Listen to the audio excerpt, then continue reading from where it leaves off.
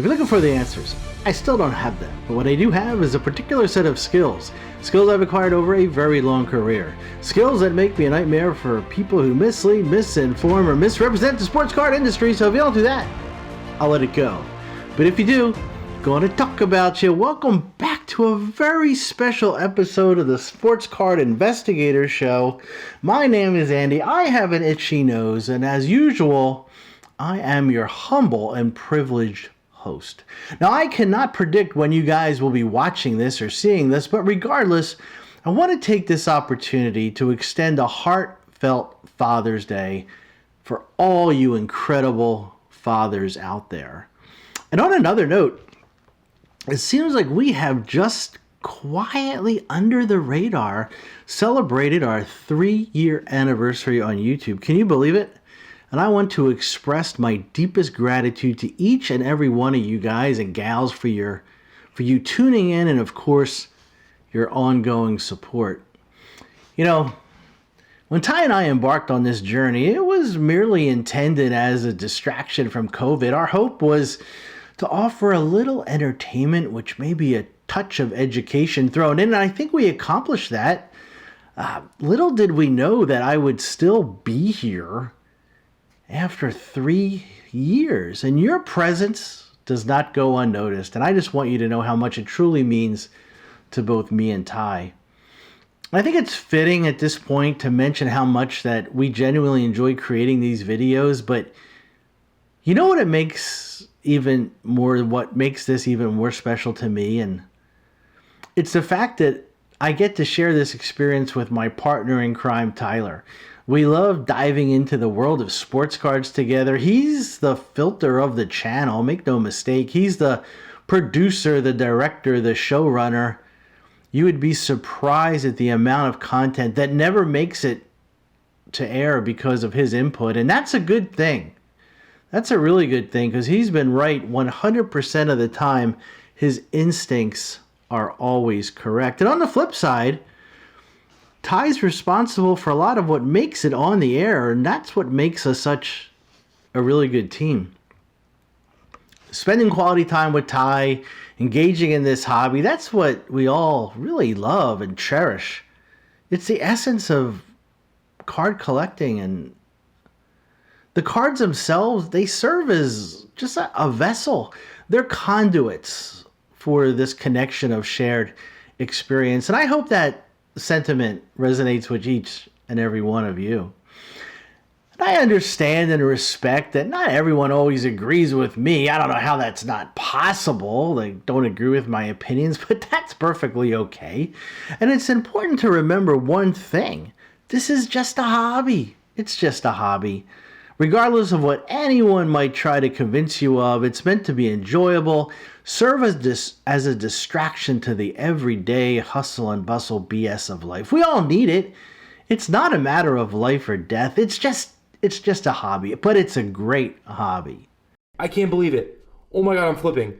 Oh my God. Oh my God. All right, now let me address the occasional shots I take at people. Yes, I do indulge in that, but it's all in good fun. Well, mostly it is. But I'll only do it when I feel it's essential to the point I'm trying to make or to prove to you guys. But with that said, it's also an essential reminder not to take these guys too seriously because in the grand scheme of things, I know I'll get in trouble for this again, but none of this really matters. It's just about not getting caught up in the unnecessary drama. Speaking of drama, see what I did there? I stumbled upon a video. Well, to be honest, I caught a glimpse of the eye-catching, clickbaiting title, How Psychology Impacts the Sports Card Market. And I was thinking to myself, psychology?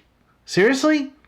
Now, don't get me wrong. I'm sure it was a riveting watch. I mean, who wouldn't want to delve into the intricacies of the human mind in relation to this hobby? But it got me thinking, why not some other thought-provoking titles of the hobby? Like, maybe I'll do one or two. How the gullibility or stupidity impacts the sports card market.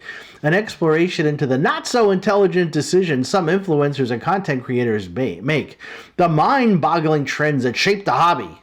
Now that's a video that Tyler would never let me make, but it would be fun. But why do I bring that up? Because these titles, what they do, don't you hate when people say that? What these titles do, it should remind us, like, not to even take ourselves too seriously. We're in this for, dare I say, the love of the hobby, the thrill of the chase, the sheer joy of collecting, or whatever you do in this hobby. We all make questionable choices at times, and hey, that's all part of our journey. So while we can laugh the absurdities and shake our heads in disbelief, which I do all the time, let's remember what makes this hobby fun. Now, before I continue on this wonderful episode, it appears that a video I did not do too long ago on breaking seems to be surprisingly accurate. Many of the steps I outlined in that video, which were disregarded and dismissed by many, are now proving to be true. Interestingly enough, some individuals who previously criticized me and are now echoing the very points that I made. Well, good for them. I suppose it's always nice to see people come around and acknowledge the validity of ideas they once rejected. Maybe we are growing as a hobby community. Now let's talk about something that's been on my mind for a while. Hypocrisy. I know what you're thinking. All right, I can sense the skepticism in your minds. Andy, you claimed retail was dead, yet behind you there's a grand display of retail. And there's a few hobby boxes thrown in too for good measure. You hypocrite! All right, look, let me set the record straight once and for all. I never said or claimed you are not allowed or shouldn't buy retail.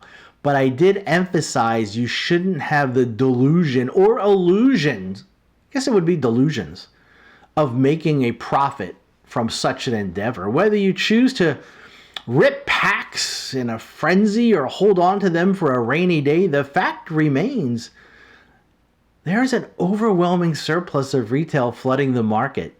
It's not the glory days of 2019. It's just not. Those days are not coming back, my friends. Now, I know some of you are going to pounce on me for stating the truth, but hey, this is the reality that we are facing. So if you buy retail to rip it in hopes of getting the one big card or holding it, you're going to lose. All right, so let's address the elephant in the room. You must be wondering, Andy, you have this wall of retail stacked up behind you.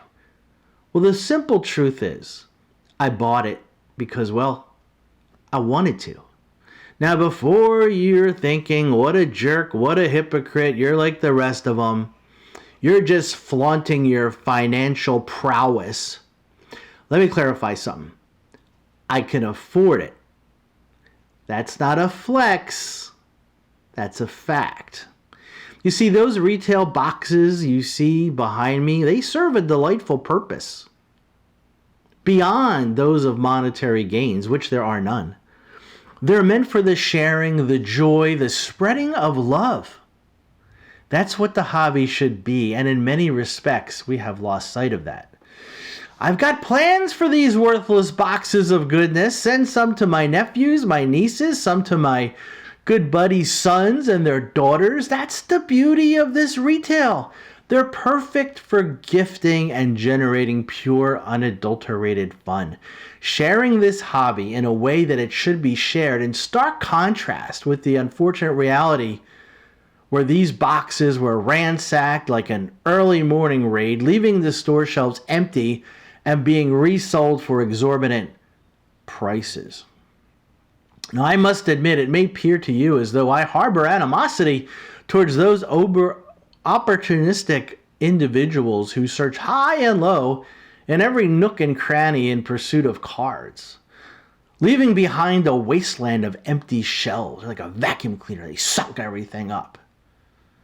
The truth is, I do harbor some animosity. I'm guilty. I never thought in my wildest dreams that such a scenario would unfold before my eyes. However, I do, as should you, should find some solace in the fact that those dark days are now in the past. At least I hope so. I do envision a scenario to pop up from time to time, i.e. Prism Monopoly. Maybe there'll be Prism Football Monopoly, and we could start this all over again. However, I think in our hobby, it's hard to deny what we've witnessed. We've witnessed a loss of perspective in recent years, and I'll be the first one to admit my own culpability. I've been guilty of getting caught up in the frenzy, capitalizing on the opportunity, and securing more than my fair share. I will admit that. It was fun while it lasted. But I think we need to take a moment and reflect on this, especially on this Father's Day, or whenever you're seeing it. Have we allowed the pursuit of monetary gain to overshadow the true essence of our hobby? Has the allure of profit clouded our vision, making us lose sight of what's really important? Perhaps, but it's not too late to correct our course. I am the internal opposite. I am the internal optimist. And as Father's Day stirs my emotion, it serves as a poignant reminder not only of the cherished bond that I had with my dad, but the precious connection I have with Tyler, and I'm sure that all you guys have with your sons and daughters. Just as sports cards hold the power to connect us to games we love, they also serve as a conduit between fathers and sons, fathers and daughters. A bond that creates memories that will forever, ever be cherished and remembered. And that, my friends, is what it's all about. So that was a very sentimental episode of the Sports Card Investigator. I hope you enjoyed it. I really appreciate every single one of you. And I love sharing these kind of videos with you guys. So I won't even say it. Just until next time. Take care.